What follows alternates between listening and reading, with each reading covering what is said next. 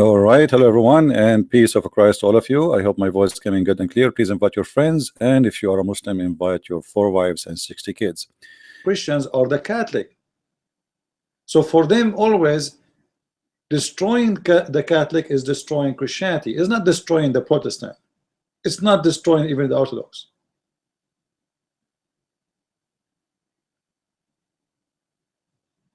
So we need to be fair if we are people of fair and justice. Don't be partner with the devil and make up a lie just to sponsor your, let's say, your propaganda, your agenda. I talk about Muhammad always, I expose Muhammad always, but I don't fabricate stories about Muhammad just to support what I say. That is really a shame. If we go and search in the hadith, you will see how, how Muhammad right away, the first thing Muhammad he did when he have an army, he right away he sent a letter to the king of the Roman, as you see with me here, and the king of the Persian, and the king of the Ethiopian, and the message is so clear: either you convert or you will be killed.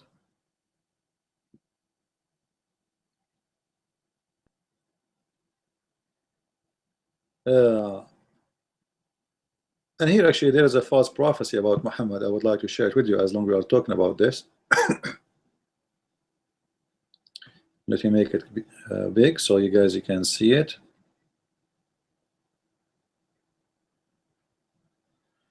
I hope it's clear in the screen. Muhammad, he said that when Kisra was the king of the Persian at that time, by the time Kisra he died, there is no Kisra will be after him, which means no king for the Persian will be after him. And when Caesar he died, there is no Caesar will be after him, and this is absolutely a false prophecy, because the Roman they have many ruler long after Muhammad exists, and what Muhammad prophecy is absolutely is a lie, and same as Kisra too. All right, so this is a false prophecy about both, about Kisra and about Caesar. Just I wanted to share this with you, and that will make Muhammad a false prophet. Muhammad he made a promises to the Muslims, says that time will come and you will conquer Rome. It is his dream, always his dream, to conquer Rome. When Muhammad he invite the Muslims to attack the Roman, he said to them, attack the Romans so we can get the blondie girls.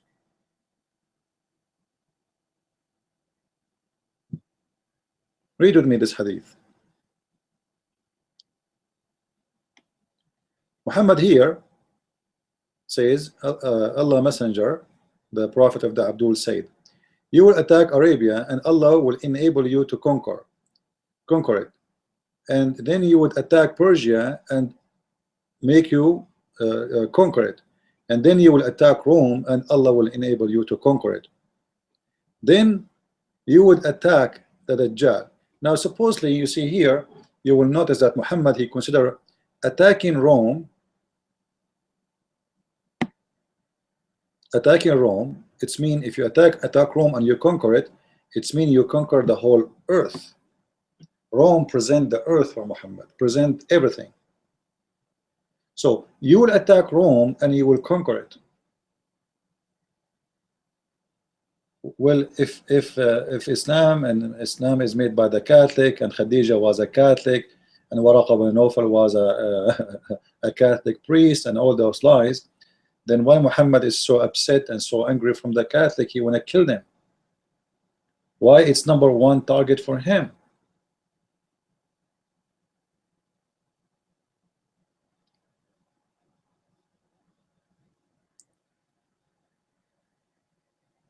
If we listen to more in this video, like you will see nothing but like more deception and more lies and more deceiving, and none of those. And what is sad is really that you see those people here, they are watching, nobody put his hand up. He says, do you have a proof? Like seriously, do you have a proof that Waraq ibn Nawfal was a Catholic? Like from where you get this? You know, for me, it's he is a professor. Supposedly, he's saying he is a doctor who teaches in university. I'm not sure what kind of a stupid university will hire you. But when someone he claimed to be a professor, can you give me and provide me a proof and a reference where you got that Waraqa was a Catholic and Khadija, she was a Catholic? Or this is just to say, and who care? People, they shake their head. Obviously, those people, they have no reference for anything they say, because simply it's a lie. She was super rich. She lived in a convent, and she had the whole of the economy basically in her hand. And she hold guys, hold. Khadija, she have the economy of Mecca in her hand. Khadija, she is the owner of Google. You see how super rich she is? What's super rich? She is rich, yes, but what's super rich? She is no compared to no one, comparing to the rest of Quraysh. She is a rich woman, but you know, when we say rich at that time, especially Quraysh, you know, this tribe is really a poor tribe. When we say a rich, someone who have 50 camel is a rich man. Someone have a 100 camel is a very rich man. That is what kind of riches we're talking about. When you speak about a Roman, let us say, like a prince or etc., and you say rich, you are talking about someone who owns palaces, he have castles. You know, we cannot compare between the word rich we use when we speak about those who live in Europe and those poor people who live in the desert who have nothing. They don't even have good houses. If you go and see the house where the first, like the Arabian used to live in Mecca a long time ago, there's some of them still exist in Mecca. It's not even good for your dog. If you see the houses of those who they are rich in Europe at that time, you will see what we're talking about. They are talking about palaces who you dream to live in it today.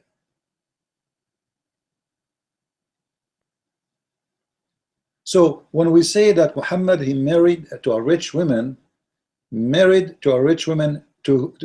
compared to who? Rich women compared to those people who live in Mecca. Rich women compared to Muhammad, who own nothing. But doesn't mean that she is a queen and a king and she have you know, a lot of money, like to the point you can say she is super rich. Let us say in the measurement of that time, I can say that maybe Khadija, she have maybe 50 camels. I cannot even say more. The whole tribe of Quraysh, actually, they are not really rich. Later, when Muhammad he started attacking his neighbors, a lot of money came to Quraysh, and all of Quraysh became super rich. Then you will see that a Muslim king, he have 10,000 slaves in one palace. The city of Al-Basra in Iraq, it's a very famous city. You can check it in the map. That city was a city of slaves. There is something, it's called the revolution of the jinns. You can search it in Google. Revolution of the jinns, where the city population became at that time, imagine, almost 500,000 people, but 95% of them are black slaves. Because the Muslims are capturing slaves, and this has become like a booming business, like the internet today. Like at that time, today, people, they buy a website, people, they open an email. At that time, people, they buy black slaves. And Islam was like going crazy, making a lot of a profit from this business. So they make a revolution against the Muslims in the city of Al-Basra, and it's called the revolution of the Zinj. And they took over and took the Muslims a while in order to kill them all. They killed all the black people in Iraq. This is why in the Middle East now you don't see black people no more. After all the slaves they brought, you see in the Middle East they used to have a black slave more than America. Like in America, like the total population of African American is about maybe 10%, like between 9 to 10%. The total population of African in Iraq is 0. Total population in Syria is 0. In Jordan, 0. Like what happened? Where'd they go? They used to own slaves, a lot of them, because they killed them all. After that revolution, they get rid of them.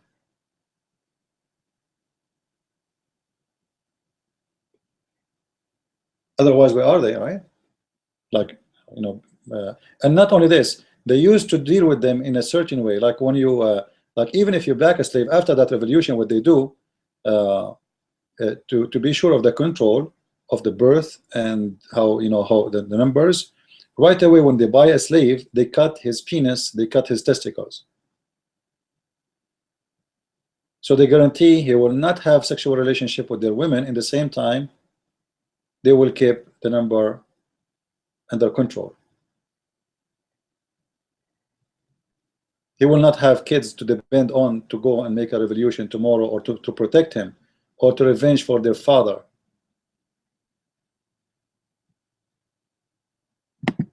Employed this young man, Mohammed, whom she then also married.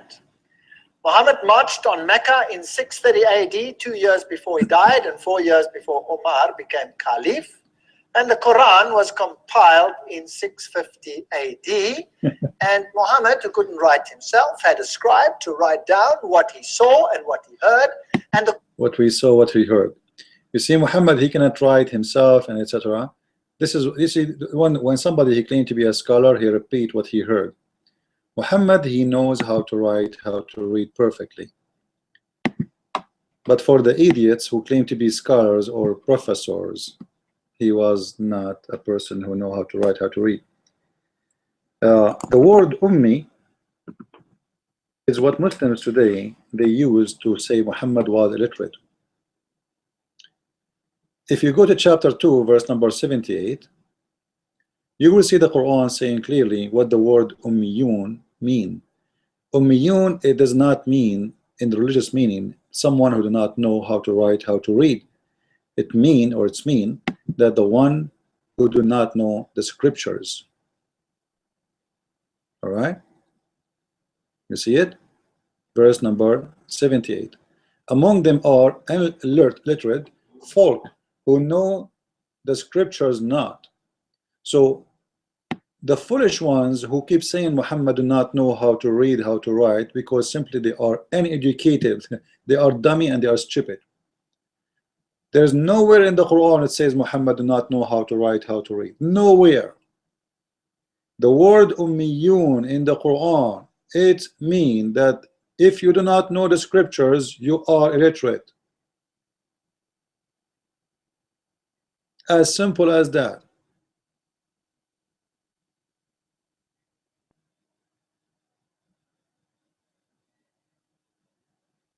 But when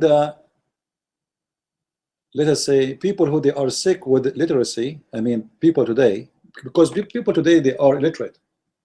Seriously, with all the internet we have, and like the internet have like in a second now I can show you a verse. In a second I can pull up for you a book. With all the extreme technology we have, still we have the fastest growing ignorant by number, I mean population. People have no idea what they are saying. People repeat, but nobody understands what he's repeating. Nowhere, nowhere, nowhere. And I challenge anyone to show me where it says that Muhammad do not know how to write, how to read. Nowhere. The word ummiyun or ummiyin is the same as the Gomai, those who they are the Gentile in the Old Testament. The Jews is the one who know the scriptures. Those who do not know the scriptures are the outsiders. So the word ummi simply originally it means or it means nations. Okay, it's coming actually from the Jews. Those who they are outsiders, we call them ummi, from nations, different nations. All right, He is not from us. He's an outsider. So the word ummiyun mean specifically that those who do not know the scriptures. But for sure, to an idiot like this who claimed to be a scholar, it have different meaning, because actually he do not know where he got this from. He just heard the Muslim saying that the prophet, he was a person who did not know how to read. If you go to chapter 20 verse chapter 3 verse number 20, and as I said, like always, you can choose any translation. All of them, they are, by the way, wrong. All right, I'm just showing you the Muslim translations for easy use, and I will correct when I read. Verse number 20. Let's go up, make it bigger so you guys can see it. So if they dispute with thee, say, I have submitted my whole self to Allah, actually I surrender myself to Allah, and you have those who follow me, and those are the people of the book, and those who they are unlearned. Focus with me, guys.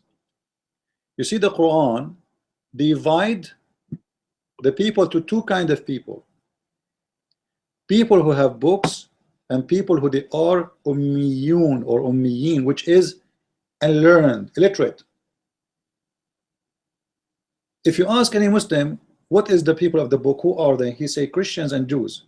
Okay, so are you saying to me, like when you consider this here unlearned, mean he is a person who do not know how to write, how to read? Are you saying to me the Christian and Jews, all of them, they are born, they know how to write, how to read, especially at that time? That's impossible. The Christian and the Jews at that time, they don't even have one illiterate person. That's impossible. So the illiteracy here is about you knowing the book of God, or you do not know the book of God. This is why the Christian and Jews, both of them are called people of the book.